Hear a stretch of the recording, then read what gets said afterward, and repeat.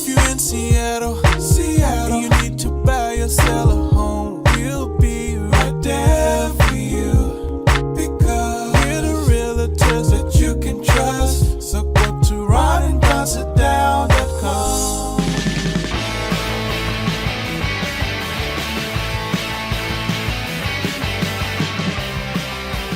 You're listening to The Ron and Don Show on the Ron and Don Radio Network. And hey, you guys, what's going on? Happy Friday. What? Hey, no, let me say the episode number. Episode 937, Real Estate Only. This is Friday show. Hey, you guys, what's going on? And welcome to the Friday edition of the Ron and Don Show. And guess what? He's Ron, I'm Don. Matt's over there. We haven't worked his name into the show yet. It's because we don't know how long he's going to be around. Exactly. Yeah. Anyway, if you need us, reach out, ronanddonsitdown.com. And don't forget, every Friday, what do? We talk real estate. Ron, let's talk real estate. Let's talk 15-year mortgages, 30-year mortgages, 50-year mortgages, and 300-year mortgages. Exactly. Yeah. So what do we got? Because we have been hearing a lot. The president has a new idea, and he's like, hey, if you can't afford a home, let's just stretch it out a little bit. Instead of doing a 30-year, let's do a 50-year. I know a lot of people, though, that their homes are already paid off because they did a 15-year loan, not a 50-year loan, right? So I want to get into the numbers of that in a second, but I want to zoom out for a minute and talk about a concept that underlies all this. And I think the reason Don and I both fell in love with real estate, and that's the thing that we were never taught as kids, going from being an earner to an owner. And so if Don and I have been friends since second grade, and us growing up, both of us became earners pretty young. I know you were like 15 or something. You started working at First Cafeteria. I started folding boxes at Pizza Inn around the same time to earn a I little started money. throwing newspapers when I was 12. What So are you you're talking 12, about? you're digging fence With posts. the pack on the front and the pack on the back. So when the dogs chased me, they couldn't get to me because they had a pack of newspapers they had to get And so to. both of us became earners, and we started earning money, but neither of us really owned anything of value. So that one time that dog chased me and I ended up in the cactus, and then I ended up a bunch of cactuses in my hair, and then I had to go home. It's the first time my mom saw me naked as a 12-year-old. I'm just going to say that. Anyway, what were you saying? And both of us, I think, and I have clear memories of this, we had zero concept of how money worked. And so the stuff that we owned, Don bought a yellow truck, and then I bought a car, and then you bought a jet ski. You got this way. No. I had a stereo that was super expensive from Bon Marché. No, I bought an 84 Chrysler power windows, locks, mirrors, cruise control. None of it worked. Big oil Before leak. the yellow truck? Yeah. I thought the yellow truck was your No, then the Nissan, that's the Bondo machine. the Bondo machine. Then the Bondo machine. After the Bondo machine. Then the red truck. Then the red Jeep truck. So basically my point is that the stuff that we owned, I owned recording gear and guitars, and Don had a jet ski and then a boat. And so we were earning money, and the things that we owned were stuff like the assets I just said, and clothes, and we would go to TGI Fridays. We were spending all the money we earned. I didn't go to TGI Fridays. Yeah, you did. No, I didn't. We used to go to TGI Fridays in Kirkland all the time. Oh, yeah. What are you talking about? All the time. We run up a tab at TGI Fridays. Oh, man. And so, Did you just call a jet ski an asset? well, that's my point. We didn't understand that a jet ski was not an asset. So we were earners and not owners. And it wasn't until later in life. When we thought we'd get a lot of attractive girls on the jet ski, but the problem with the stand-up jet ski is you ride away from the shore. Nobody sees all the cool tricks you're doing. I know, because you're way out in the You're middle of the way lake. out in the middle of the lake And- doing these tricks, and you're the only one that can see the tricks that you're doing, and you're like, this is not that The cool. guy on the shore is actually hitting on the girls. Yeah. So the point is later in life, and this is the turning point for me. And Are we going to talk about my boat we sunk? No. Okay. Is you learn the concept that That boat sank. The boat sank. Yes. As an earner, you want to become an owner. And when you own things, that's what unlocks your wealth. It unlocks possibility. It unlocks opportunity. And the biggest thing, or maybe the most accelerated thing, the thing that happens the most quickly, in a sense, to get real wealth is to own real estate. And so some people are fortunate where their family teaches this at a young age, and they start to own things like stocks and financial instruments and real estate. But for us, and I think I can speak for you, nobody taught us that. We had to be adults by the time in our radio career. We're like, hey, maybe I should own something. Boy, if our parents are listening, way to go. Way to go. Way to go, guys. Way to go. Way to go. And so then it comes like, so we're earners into owners. Where'd you get It's my Harry Potter magic wand. If you want to watch this, because Ron has a new graph out, you should watch this online, right? YouTube, Spotify video.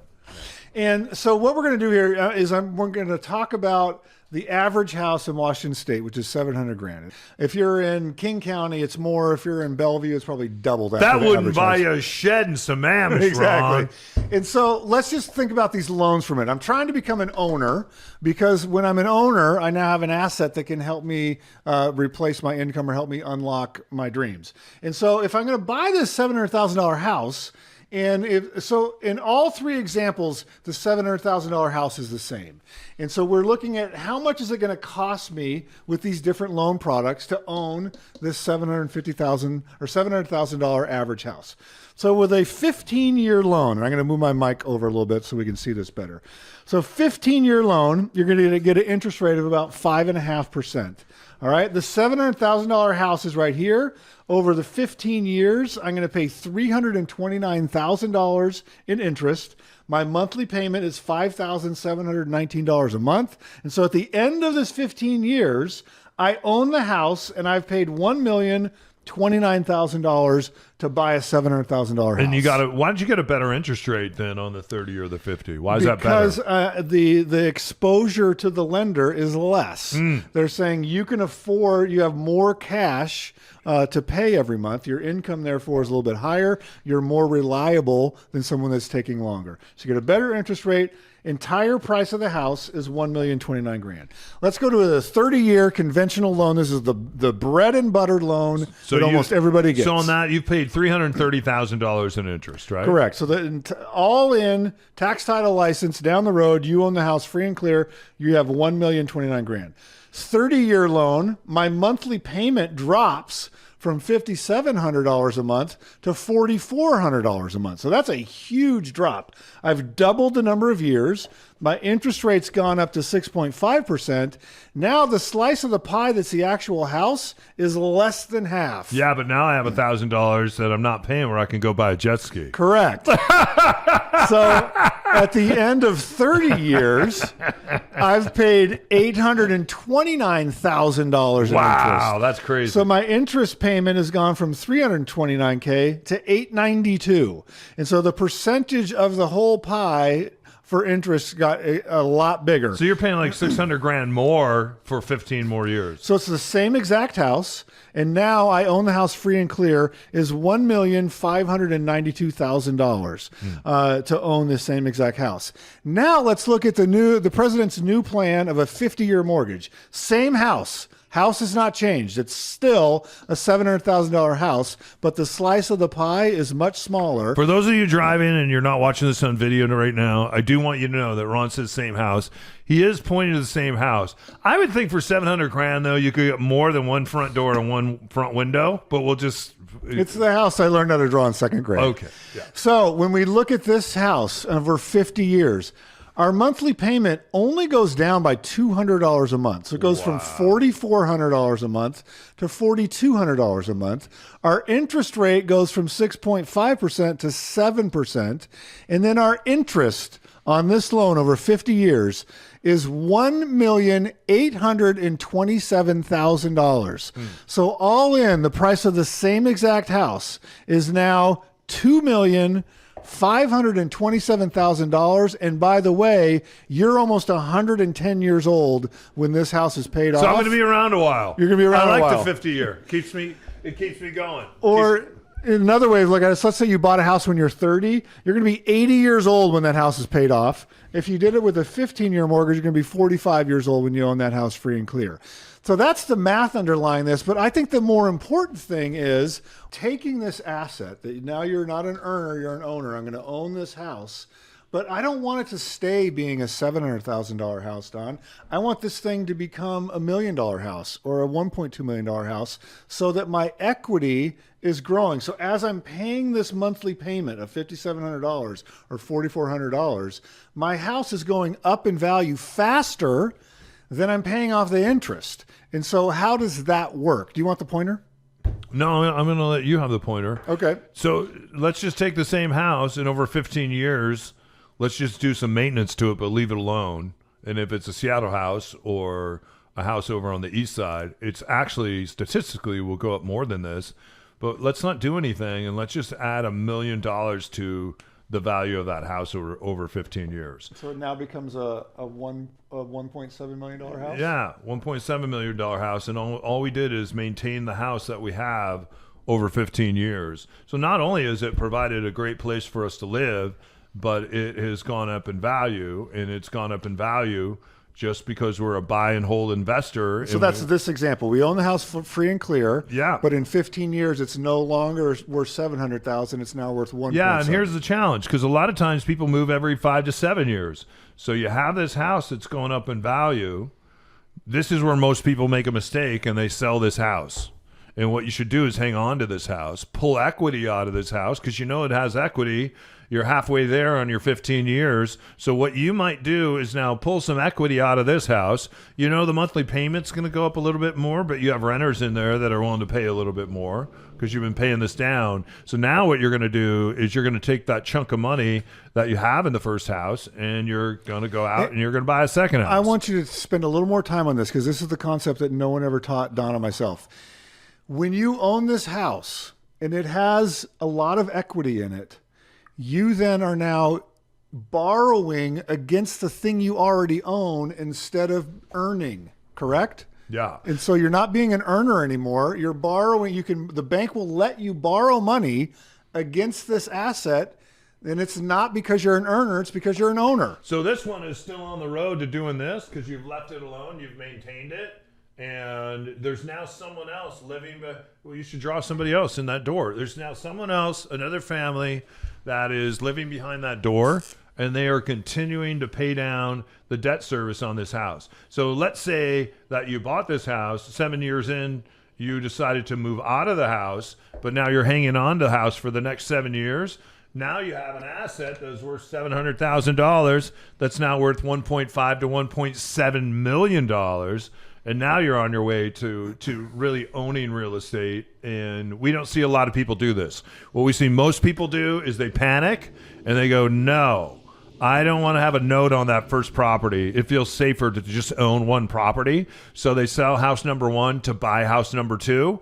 And they're still making money and they're still owning, and maybe they own more of house number two, but they gave away house number one in order to do that. So what you want to do is see if you can hang on to house number one long enough to use that as a springboard or a launch pad for house number two. So let's say though, let's talk about what you did on your house on Queen Anne. You bought the house, and over the 15 years, so you didn't just let it sit there. Put a second door on the house.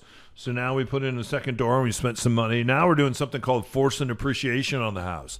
So we're adding value to the house by doing upgrades to the house. So this particular house, I took it down to the studs and I built an apartment in the basement. And now I have an apartment in the basement that I built that's called an ADU, accessory dwelling unit.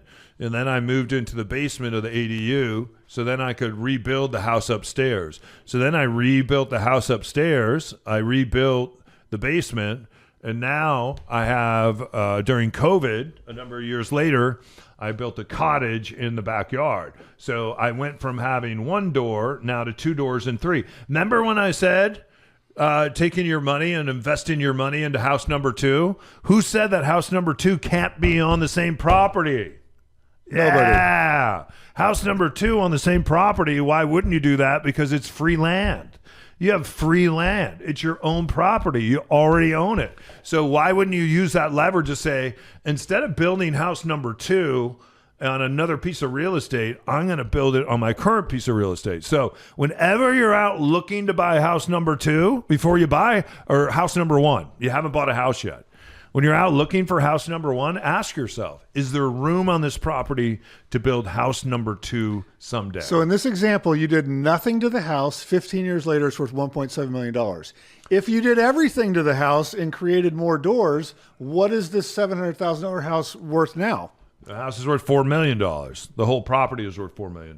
And that's with an extra $1.3 million that I've spent on the property, plus I live there. And this particular house I bought for just over $400,000. So on that house, I put in 2, it's worth 4, right? That's a pretty good trade-off. And then it's continue to go up in value. Plus I've lived there. Plus I have all kinds of tax benefits because I am a landlord. And when you're a landlord, you get lots of tax benefits. We remember Donald Trump saying I don't pay taxes. In a way, he wasn't lying because of all the real estate that he owns. So real estate and owning real estate is a really great tool. So let's do one more calculation. So let's just say, and you're looking at this and going, well, I can't afford to take out a loan for $2 million. Don, in this example, is getting checks from 2 other families. So let's say, I'm going to make up numbers here. Let's say the debt service on this property now is $10,000 a month. It may be more than that, but I'm doing this for examples. What are you getting in rents from these other 2 doors? Is it going to cover the $10K a month or get close? Is it going to knock that number down to a more manageable number? Those 2 doors those 2 doors on their own make $120 to $130 a month or a year. That makes $120 to $130 a year. So what is that a month?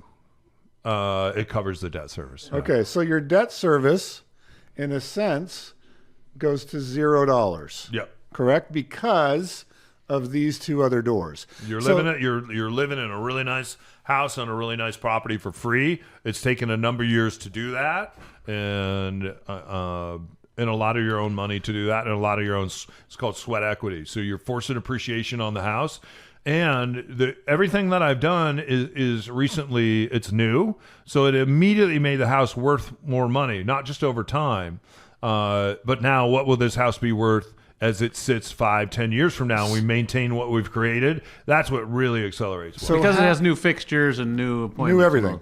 So how important would you say is it to keep the house piece of the pie bigger than the debt service piece of the pie? Oh, I think that's everything, because I think you get to a point where one of the reasons why you can't take all your income and pump it into just paying down the debt of the house, because you need to go out and you need to save money. Like everything, when I bought this house on Queen Anne, everything was broke. So everything had to be fixed. And what I did is I just started my own savings and investment account to rebuild the house. So I didn't do everything right away. I would just do it as I could afford it. It was a 15-year plan. 15-year plan, yeah. And so this is what we talk about when you're looking at a loan and just looking at the raw numbers, they're eye-popping, and like in a sense, you're like, holy cow, that seems like a horrible idea. But the reason why we're doing this is so that you can create wealth for your family. And so Don's son, which I'm jealous of, he's going to start off in life knowing what it means to be an owner. And so he's going to be in his 20s, and he'll probably still have a car, and probably still have a stereo, and probably still have a guitar. A jet ski. But maybe a jet ski. But he's also going to say, hey, I know what it's like to own a piece of real estate and maintain that and have the knowledge to take that into his life, where it took me until I was 40 or whatever to figure out these concepts, or to be exposed to these concepts and go, oh, I'm willing to take the risk, because there is a lot of risk here. I still need to earn enough that in case something goes wrong, I can make that payment. And so I'm going to take that risk, and maybe I'll get a tenant in here that does some damage. And man, I got to dig up a sewer line, or I got to replace a heater, or they blew up my dryer, and now I got to go get a new dishwasher. That's what kids are for. And so Don and I, this is what we love to do.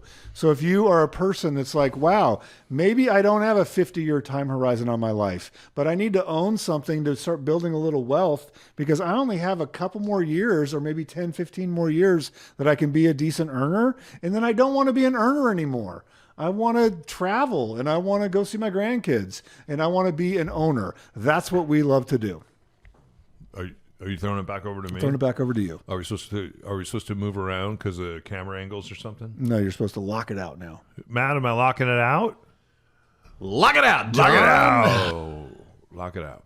Yeah. Everything Ron just said and I just said, we mean it, right? We do. Yeah, we do mean it. And we've done it. Yeah. I don't want to see people doing 50-year mortgages until they really understand that. Even doing any kind of mortgage, I think the important thing is always allow, whether you're joining Wall Street or Main Street, wherever you're deciding to invest, take the time and educate yourself. And if at the end of what somebody is sharing with you, they're trying to sell you space to come out to this meeting, or I'll be your coach for $50,000 a year, Buy my online subscription. buy my CDs, even though CDs are out, but they're kind of back in now. Buy my vinyl. Which is back in. Yes, vinyl's back in. Yeah. Yeah. Santa might be bringing a vinyl record player this year. I love it. Yeah. He dropped off one last year that broke. So if someone's So doing I'm that, going to throw it at Rudolph's head when he swings by this year and let I him think know. your point is It's been a year without a record player. Don's point is you we're- thought it was a year without a Santa Claus? How about a year without a record player at the O'Neill house? What was my when point? we do the Ron and Don sit down, we don't then upsell you to a course. But we may get on Santa a little bit about delivering a broken record player. You're not locking it Yeah. out. RonandDonSitDown.com, you guys, if you need us. Our thanks to everyone. You did a great job this week. Mostly me. Ron did some stuff. Matt did some stuff. They can take credit for it. All right? Do want to thank Matt and Grace. Do want to thank Charlie the dog, my 8-year-old son who's no longer 8. Shout out to Brian. Shout out to Brian. Why? I don't think Brian listens to the real estate episodes. Where do you think, Brian? Okay. I retract my shout out. Yeah, our thanks to Brian and anyone else that might be listening out there. In the meantime, keep your head up and your shoulders back. Don't forget, you've been listening to the Ron and Don Show, only on the Ron and Don Radio Network. Well, that's it. Show's over. We'll see you next time on the Ron and Don Radio Network.